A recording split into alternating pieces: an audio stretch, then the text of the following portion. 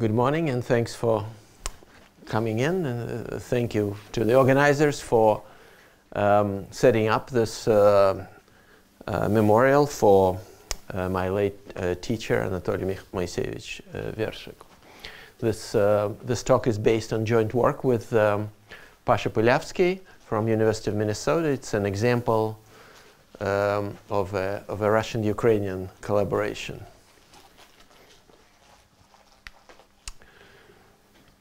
Let me start with just a few words about Anatoly Moiseyevich. He was a big believer in the unity of mathematics and insisted that it's pointless and counterproductive to segregate mathematics into disjoint disciplines. And in fact, all his mathematical work is a reflection of this principle. And in this talk, I will hopefully be true to it as well, and because it will connect some seemingly distant areas. So the talk is devoted to a classical subject of linear incidence geometry. Linear incidence geometry studies configurations like this one. So in an arbitrary, let's say real or complex finite dimensional projective space, you take points, lines, planes, subspaces of arbitrary dimension, and you are only concerned about their relative position. That's what's called incidence. So which points go through which, lie on which lines, and which triples of lines intersect at a point, and things like this. So there is, as you can imagine, a theorem behind this picture, which I'm not going to articulate specifically in this case. So the oldest theorem of linear incidence geometry is a theorem of Pappus, although it was probably already known to Euclid. And well, I guess everybody here knows what it's about. You take 3 points on one line, 3 points on another line. So, oh, sorry. That was a spoiler. 3 points on the top line, 3 points on the bottom line. Then you connect them in pairs as shown, and you find these 3 points of intersection, and the conclusion is that those 3 points should always lie on a line. Okay, so it's an amazing statement if you haven't seen it before, but of course you have, so it's not so amazing to you. But when you see it for the first time, when you are little, it makes a lasting impression. So there are no distances, angles, areas involved. It's just pure position, just incidences. All right, so this was 2,000 years ago. The next theorem historically is much more recent. It's from only 400 years ago. It's the theorem of Desargues, which says that if you have two triangles, perspective from a point, the red triangle and the blue triangle are both perspective from a point, then when you take the intersections of corresponding sides of the two triangles, those intersections lie on a line. So that's the statement of Desargues' theorem. Any questions about this? So what was perspective from? So these two triangles are perspective from this point. This means that when you look from this point, the vertices of one triangle block the view of the vertices of another triangle. Okay? Good. As you could see, I didn't have pictures of Desargues and Pappus. Unfortunately, they don't survive.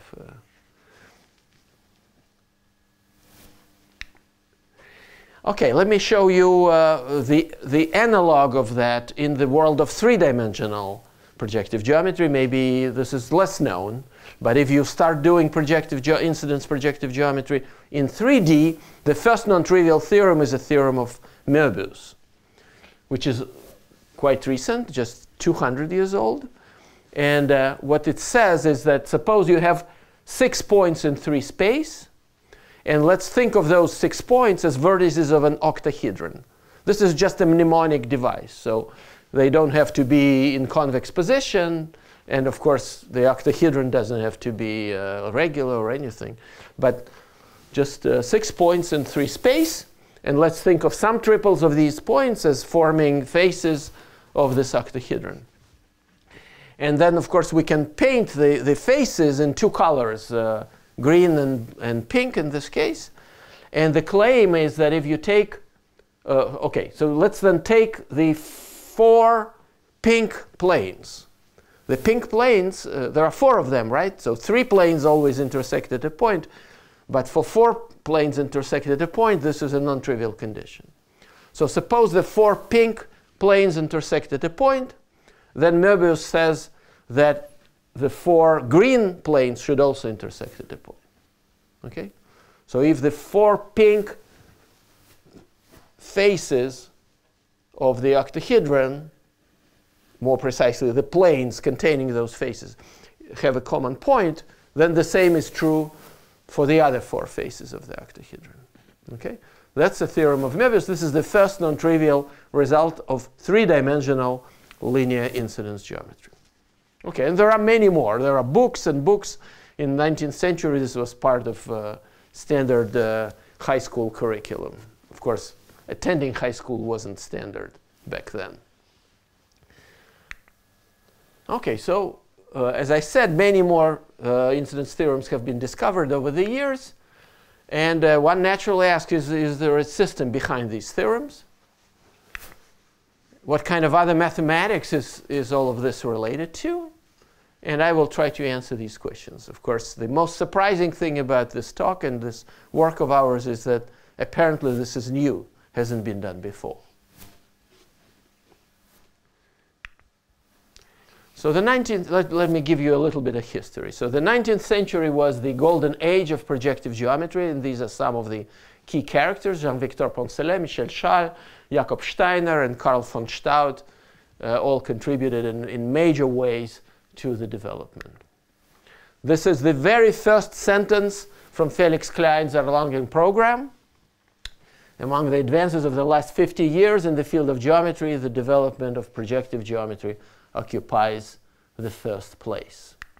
And here is David Hilbert, who said projective geometry, again, occupied central position in geometric research. The theorems relating to incidence are by far the most important theorems of projection. Of course, he meant more broad class, including like Schubert calculus and things like that, not necessarily linear incidence geometry, but incidence geometry of algebraic varieties of higher degree. But these 2 quotations hopefully testify to the importance of the field as it was viewed in the 19th century.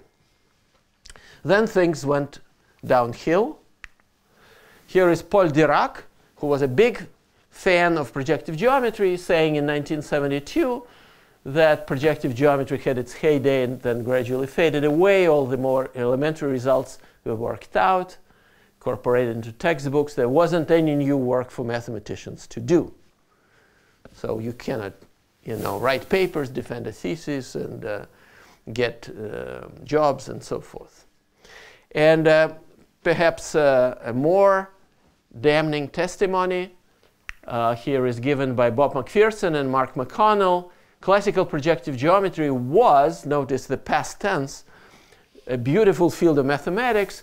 It died, in our opinion, not because it ran out of theorems to prove, well, you can read this, right? But because it lacked organizing principles by which to select theorems that were important and was isolated to the rest of mathematics. So it was viewed, it came to be viewed as some kind of recreational mathematics, or maybe an assortment of nice kind of Olympiad-style problems which you can work on and you can use in a high school curriculum, but like each of them is a separate marvel, and we can, of course, admire it, but there is nothing really deep about it, and it's not clear what is the organizing principle, how it's related to sort of the big mathematics that adults should care about.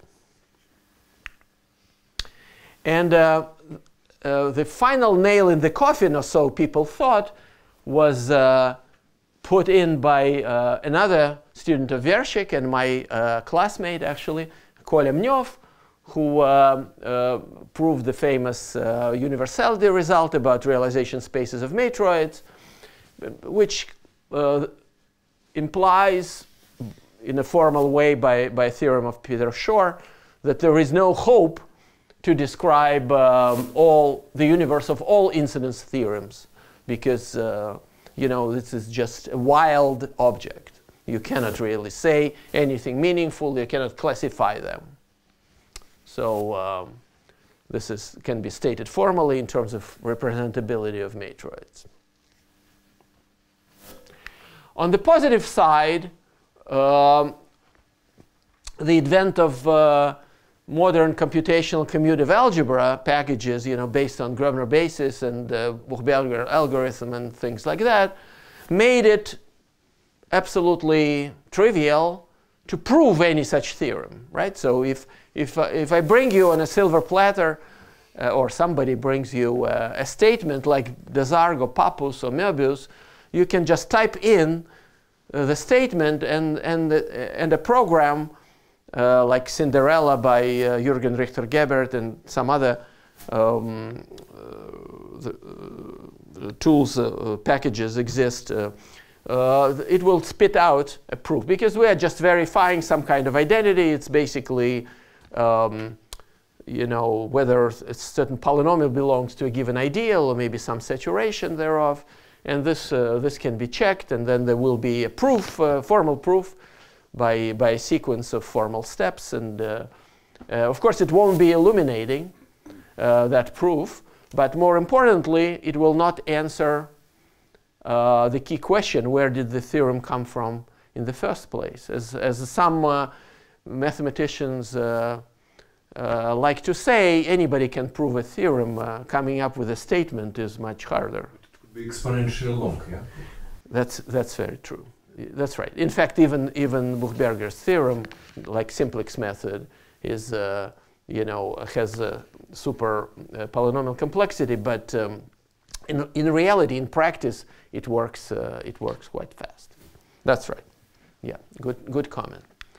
So let's reiterate. So the key questions are: where do these theorems come from? Which of them are important and why? And what kind of other mathematics is this related to? Okay, this is just setting the stage for what's coming next. So we attempt to answer these questions by presenting what we call the master theorem of linear incidence geometry, a kind of general statement whose special instances will give all the known theorems that you can find in textbooks. Theorems of this kind.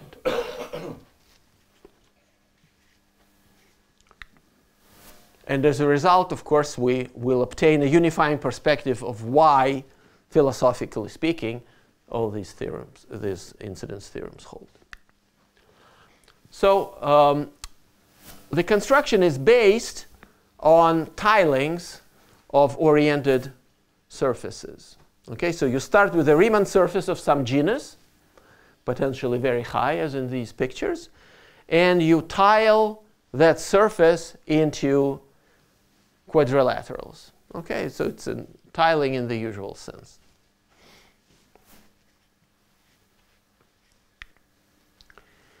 So I will explain how any such tiling, endowed with a bipartite labeling of its vertices, gives rise to an incidence theorem. So you can start with any of the tilings shown in this picture, and there will be some kind of statement associated to it in, let's say, plane projective geometry. So the tiling will be used as a blueprint, as a set of instructions for how to create an incidence theorem. Okay?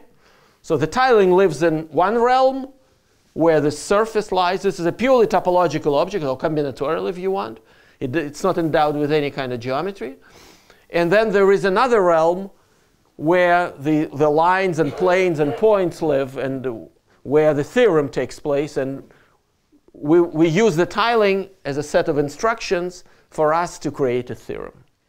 Okay, so that's the plan. And now let's start in earnest. So let P be a finite dimensional projective space over real or complex field. And for me, a tile formally will be a topological quadrilateral whose vertices are labeled by points in this projective space and hyperplanes in alternation. So at the black vertices of the quadrilateral, and remember, eventually all the vertices will be black or white, so there will be 2 black vertices and 2 white vertices. At the black vertices there will be points. The labels will be points in my projective space. At the white ones, I will locate hyperplanes. And you might think that those points should lie on those hyperplanes, that these edges correspond to incidences, but no. In fact, I will require that they do not lie. Okay? That's not the condition that I want to impose. It's much subtler. So such a tile is called coherent if first there is no incidence, like I said. And well, if A equals B or L equal M, this is also called coherent, but these are rare cases. Here is the key condition.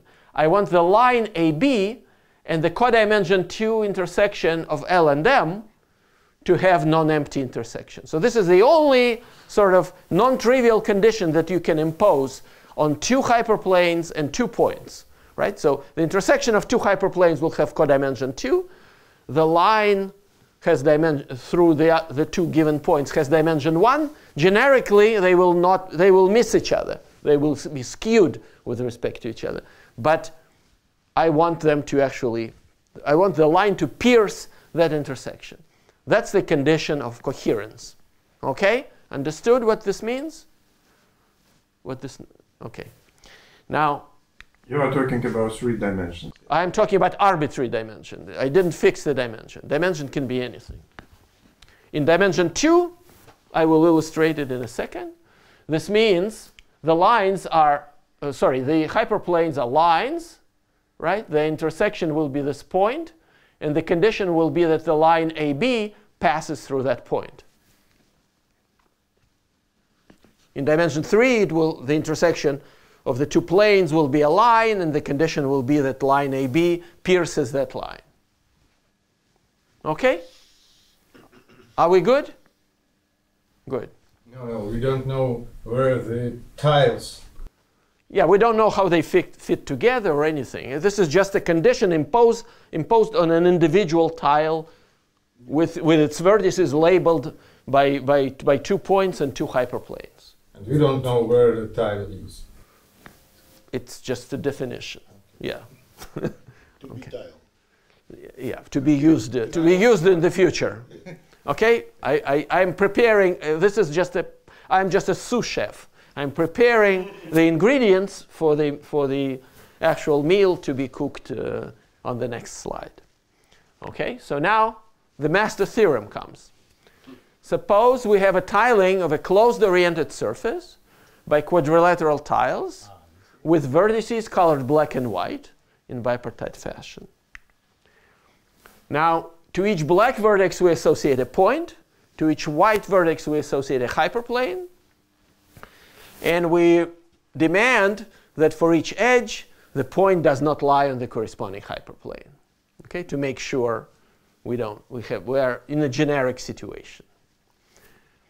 And now the claim is that if all tiles, with the exception of one, are coherent, then the remaining tile is also coherent. Okay? So that's the master theorem. Okay? Coherent means satisfies the previous condition, right? So if we know that that condition is satisfied for all tiles but one, then the remaining tile must also satisfy that condition. Okay?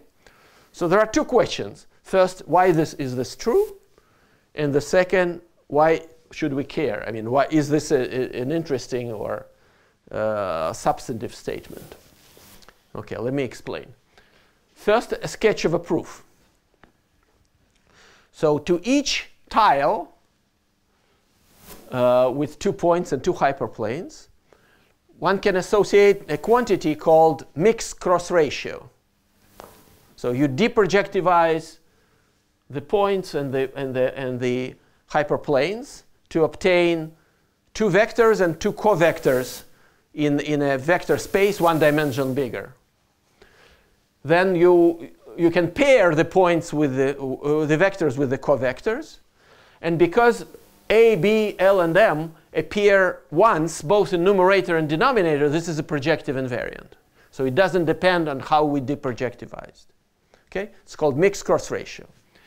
And the observation is that the coherence condition is equivalent to requiring that this mixed cross ratio is equal to 1. It's easy to see why this is true. I'm not going to work it out right now. Well, on the other hand, if you multiply all these mixed cross ratios over all tiles, this product will telescope, and the product will be equal to 1. Because each pairing will appear in the numerator in one tile and the denominator in the adjacent tile.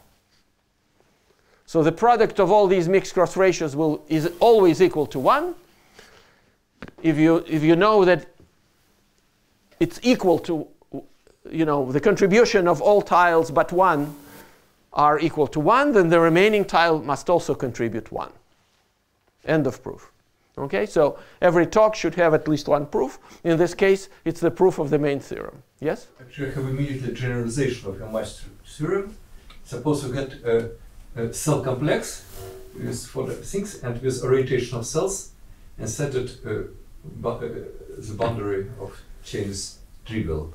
Right. We thought about this, but there is we couldn't restate that condition of coherence of higher dimensional cells as some kind of incidence geometric condition. So that's, it's a natural thought, and hopefully there is a higher dimensional generalization of this, because this is ultimately a homological statement of some sort, and of course, or homotopical, yeah. Okay, so let's continue. What's surprising is how powerful this is. So as special cases, we can recover essentially all the known theorems that we managed to find in textbooks, some of them from the 19th century, some of them from the early 20th century. But anything that has a name and that anybody cared about, and which is a theorem of linear incidence geometry, appears to be a special case of this. What's non-trivial is to find a particular surface and a particular tiling that gives you a given theorem. Okay? That's hard. That's where complexity resides. Let me illustrate this by considering the case of Desargues. Okay, so on the left, we see the simplest possible tiling of the sphere, also known as the cube.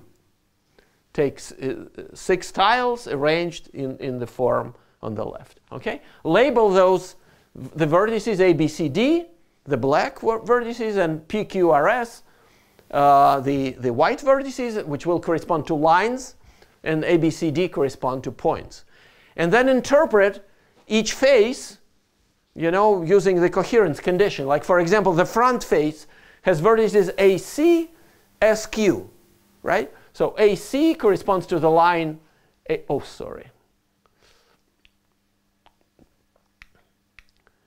the line AC, right? This line.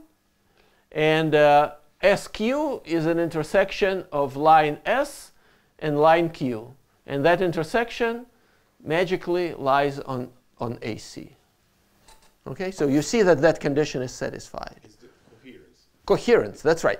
So if you define S, for example, as the line that passes through 2 of those black points at the top, then you will see that all conditions are satisfied except for one, and that corresponds to one of the faces.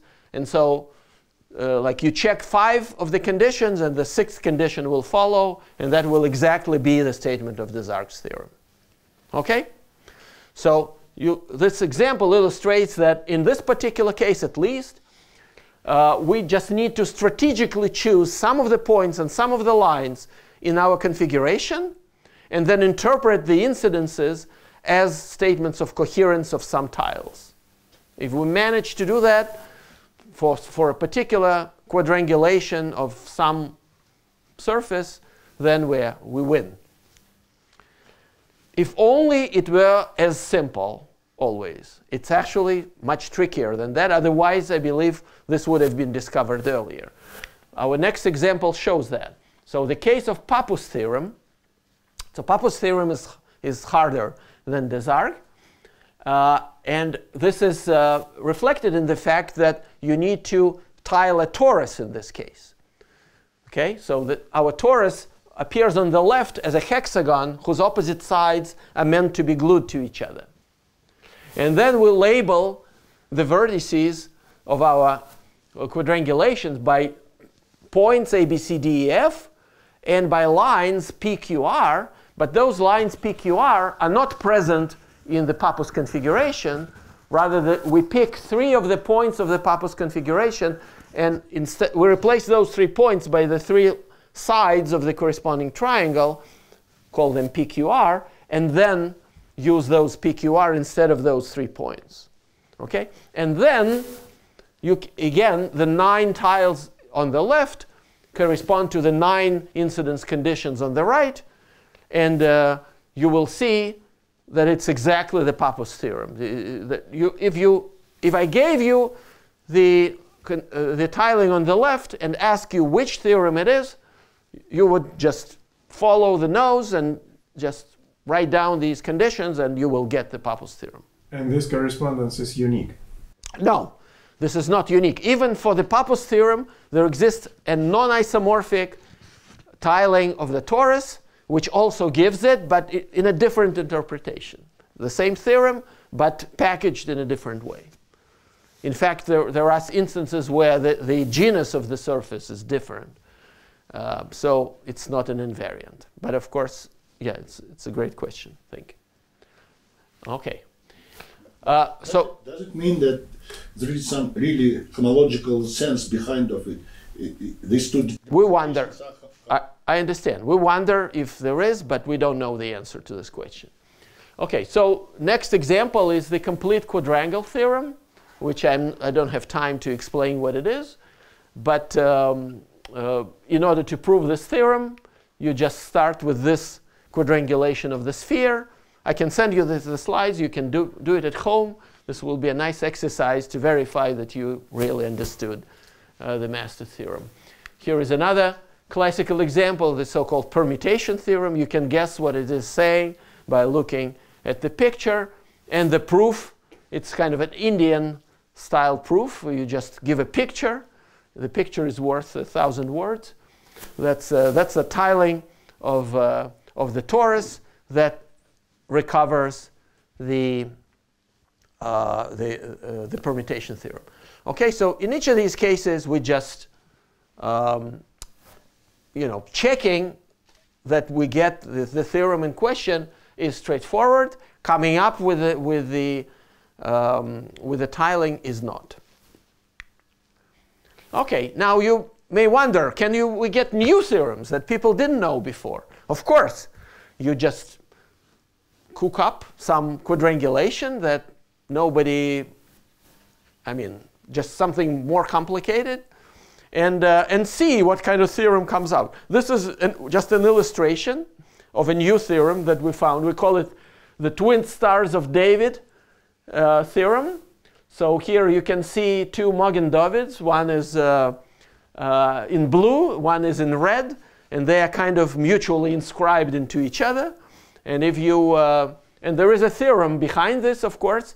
Let's say we impose all of these incidences, except we don't require, let's say, that these 3 lines intersect at this point. Then that condition will follow from everything else. Okay? How can one even come up with a statement like this? Well, in the past they couldn't, but nowadays you just take this particular tiling of the torus, not even terribly complicated, and then interpret what the master theorem tells you in this situation, and you get this twin stars of David theorem. Okay. What about 3D? Well, every tiling gives us not just one theorem, it gives us a string of theorems in varying dimensions. So we can start with a tiling and get a theorem in arbitrary dimension. So for the Möbius theorem, you start with this tiling of the torus, perhaps like the most simple tiling that gives a non-trivial theorem. And this will give us a theorem of Möbius. Again, I'm not spending my time verifying that this is indeed what's going to happen, but that's true. If you take a quadrangulation and refine it by putting in more points right. inside, will it give something new, or? It will give something new, but it will be a theorem that sort of implies the original one. Sometimes it is, yeah, we can discuss it further, but yeah, it's one of the operations that one can perform, indeed. This is a new theorem about lines in three-dimensional space, which we call the 13-line theorem. Just an illustration of what you can, I don't have time to, like, you can imagine what is happening here. These are some lines intersecting each other, you know.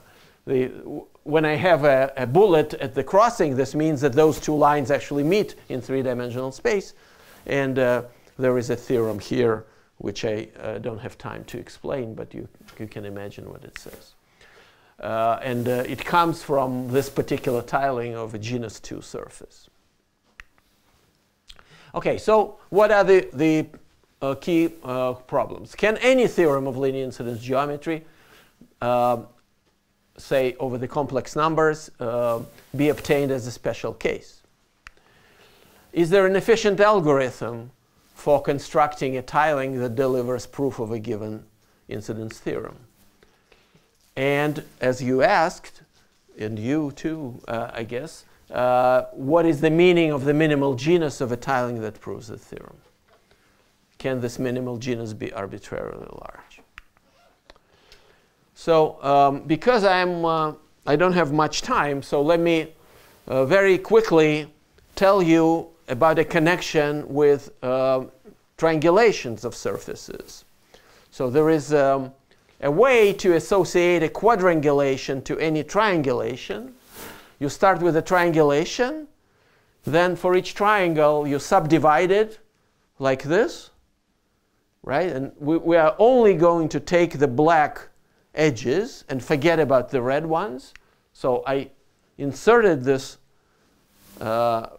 black tripod inside each triangle, and now you see these black edges form a quadrangulation, okay, with a bicolored pattern. So it turns out that we can then state a theorem which starts with a triangulation, then constructs a quadrangulation, then formulates the master theorem for that quadrangulation, but let's reformulate it in terms of the original triangulation. And it will be a theorem which says, and here I'm illustrating it with Desargues, that if you associate points to the vertices of the triangulation and also to the edges, then they satisfy some collinearity constraints, okay, which I don't have time to explain, but they are pretty simple and intuitive. And then when you interpret, for example, the simplest possible triangulation, which is the tetrahedron, you get Desargues' theorem. And when you take the simplest possible triangulation of the torus, which is shown on the left, again, this is a hexagon whose opposite sides should be glued to each other, then you get Pappus. Okay? So these are just illustrations of how this works. So this looks simpler than the quadrangulation case. It looks simpler, but not every triangulation can be obtained from, quadrangulation can be obtained. So we get a richer zoo in the previous setting. It looks simpler, but yeah, maybe it's deceptive. And in fact, it's possible to deduce it backwards at some expense. So the two versions of the master theorem are actually equivalent to each other in some sense. I don't have time to explain in which sense. So, but what's important is that because Desargues' theorem corresponds to the tetrahedron, So doing a flip in a triangulation corresponds to an application of Desargues. Okay? And since any two triangulations can be connected by these flips and sort of subdivisions, any two incidence theorems that come from triangulations of the same surface are equivalent modulo Desargues. Okay? I just proved it. Now, what about Pappus? Well, I claim that all theorems that come from triangulations of surfaces are equivalent to each other modulo both Desargues and Pappus. Why? Because we can, for a given surface, I just proved that all of them are equivalent to each other. And since Pappus corresponds to a certain triangulation of a torus, and we can build a Riemann surface of any genus by attaching tori sequentially, we can build everything using Pappus. So Pappus and Desargues together imply any theorem that comes from triangulations, and conjecturally maybe all theorems, but we don't know whether our master theorem is universal. Here is another interesting connection.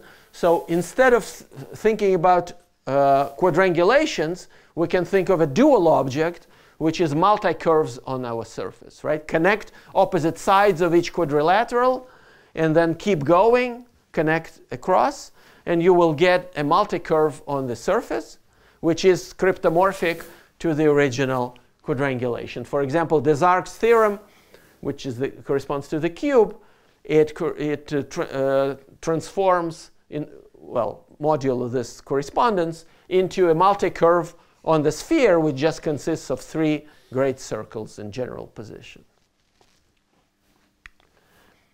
And these are multi-curves for the Pappus and permutation theorem. So we can take any multi-curve on any Riemann surface, right? And it's basically the same thing as a quadrangulation, except there is this extra condition that the vertices should be colorable in two colors. So there is a certain condition on the multi-curve that you need to impose, but when that condition, basically that all the regions can be colored in two colors so that adjacent ones are of different color. And then you get a theorem associated to a multi-curve. What does coherence mean?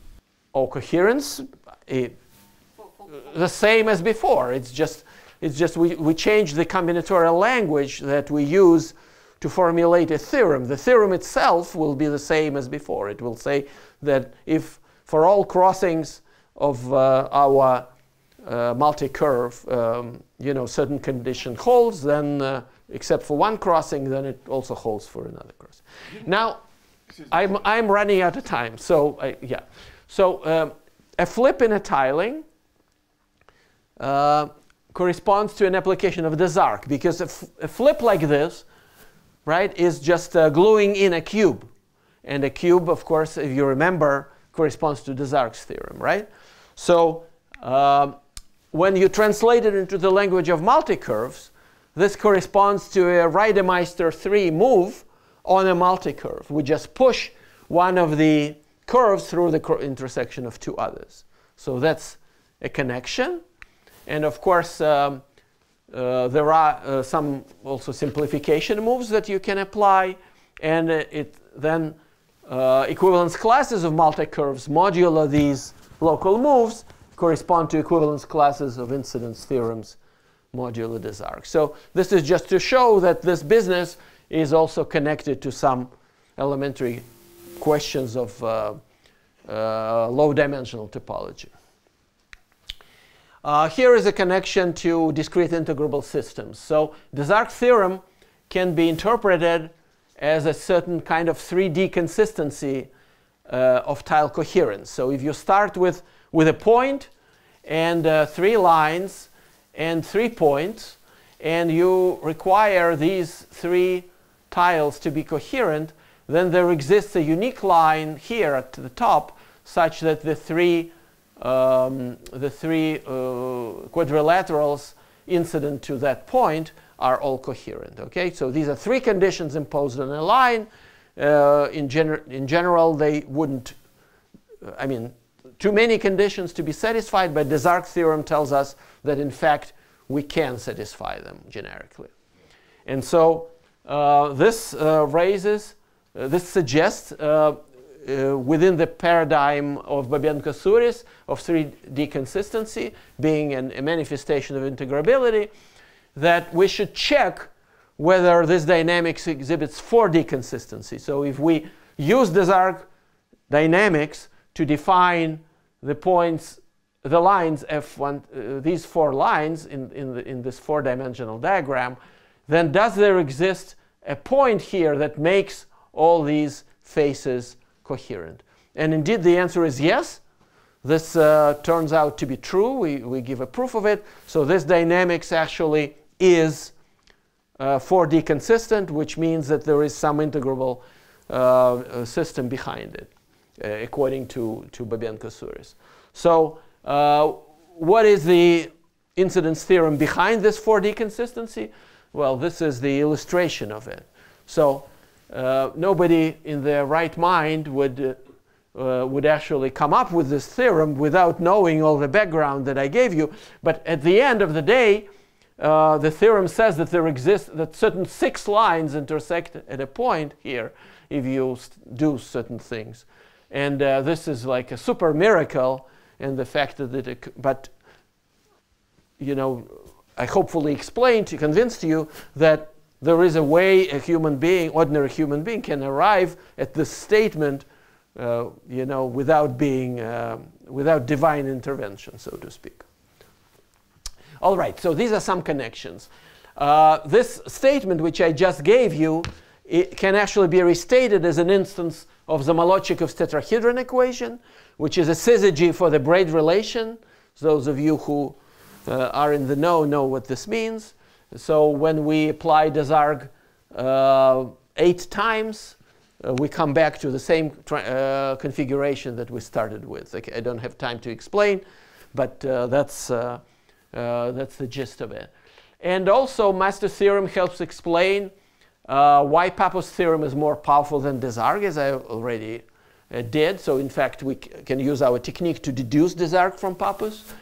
Why Pappus and Desargues imply all other theorems of planar incidence linear geometry. This is well known in the community of people who study this subject. Why Desargues holds over non-commutative skew fields, whereas Pappus does not.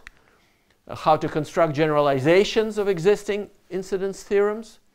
Sort of what Tanya was hinting at, but there are more techniques available. Which incidence theorems can be formulated as Poncelet-style closure porisms, and which cannot, and many other things. Also, these techniques can be used to study the pentagram map of Rich-Schwarz, Tabachnikov skewers, incidence theorems for circles and lines on the Möbius plane, theorems for conics and algebraic curves of higher degree. This is what we are working on right now. Theorems involving tangency conditions, closure phenomena of Poncelet, theorems for surfaces in 3D, theorems over fields of finite characteristic, over non-commutative skew fields, theorems in elliptic and hyperbolic geometry, and certainly a lot more. This is just the beginning of a big program. Once we opened the Pandora's box, there is no stopping. Thank you very much. That's all. Thank you very much. Yes. Uh, For a quick question. Is it any relation to graph theory, for instance? Is it possible to formulate somehow this condition on like theorem, like kind of condition on determinants or something like that? No? I don't know such a connection. Yeah, it's related to many things, but this is not one of them. It's apparently related to rigidity. So you know, like layman's, what is it called? Deformable. Yeah. Right. But not. This is related to distant matrices. So it says. Maybe, yeah. Okay. Will you obtain something if you, instead of surfaces 2-dimensional, you consider something 1-dimensional or 3-dimensional by Well, Tile. that's what Maxim was suggesting, that perhaps we should consider accumulation of some three manifold and then associate some kind of statements to that. And we tried to play with it, but somehow it doesn't. Because what you need is some kind of telescoping argument there, which somehow connects to some projective invariance of some configurations, and we weren't able to come up with it. But it would be very interesting to identify something like this. That might be related to higher rank, so not tetrahedron, but simplex заболотчиковification. Maybe. Exactly. That's right. That's right. That's right. But it looks like you kind of like three-dimensional geometry at the end of the day, going from one surface to another, deducing one theorem from one. well, this technology works in any dimension, like I said. No. When you When you have two tilings, you relate by its boundary of three-dimensional body, yeah? Yeah, right. That's what we implicitly do. That's right. That's right. I agree. Yes, more questions? Yes. Just in case, so is there anything special for quadrangulations where you can color opposite sides in different colors coherently, and when you orient them, I mean, is there anything special when your quadrangulation is not a quartic differential but quadratic differential or abelian differential? Yeah, I don't know. It could be that there is some subclass of theorems which are characterized by some kind of property, but yeah, I don't know. What we only thought about it is like what works over, for example, in characteristic P, for instance, like how you encode Frobenius using this language and stuff like that. But we didn't think about these matters. There is apparently a question on the screen. Yes. On Zoom. Okay. Yes, go ahead.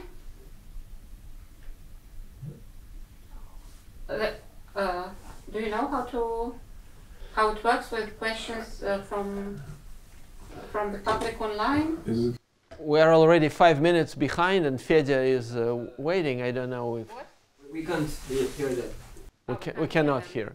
Yeah. Okay. Well, maybe whoever asked that question, please email me, and I will be happy to answer privately. Yeah, okay. Okay. Well, thank you. Well, thank